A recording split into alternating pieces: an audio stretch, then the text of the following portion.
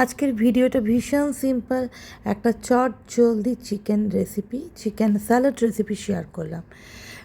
শসা কেটে নিলাম, ছোট ছোট করে চিকেন কেটে চিকেনের ব্রেস্ট পিস বয়েল করে নিয়েছি, ওটাকে ছিটে নিয়েছি।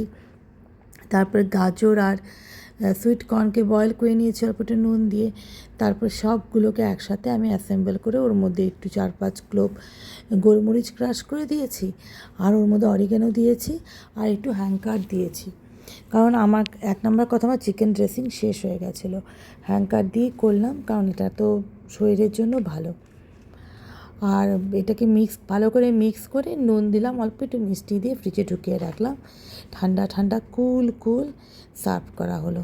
তোমরা এরকম করে বানিয়ে খেও, সত্যি শরীরের জন্য ভালো, এতে ওয়েট লসও হয়। আর পুজোর আগে একটু চেহারাটা ঠিক করতে গেলে এরকম স্যালাড খেলেও ভালোও লাগবে, আর মানে মনটাও ভালো লাগবে, আর পেটটাও ফুল হয়ে থাকবে। বানিয়ে আমাকে বলো কিন্তু। আমার মেয়ে এখন ক্যান্ডেল লাইট ডিনার করবে। এই ক্যান্ডেলটা কিন্তু অনেক পুরনো, জানো। ও যে বছর জন্মেছে সেই বছরের কেনা ক্যান্ডেল, জ্বালানোই হয়নি। ওর খুব ইচ্ছা হয়েছে ক্যান্ডেল লাইট ডিনার করবে। বলেছি খা, আচ্ছা কর। কি খাচ্ছ, পনির আর ভাত? আচ্ছা, আজকে তাহলে এতটুকুই থাকলো। আজকের জন্য টাটা।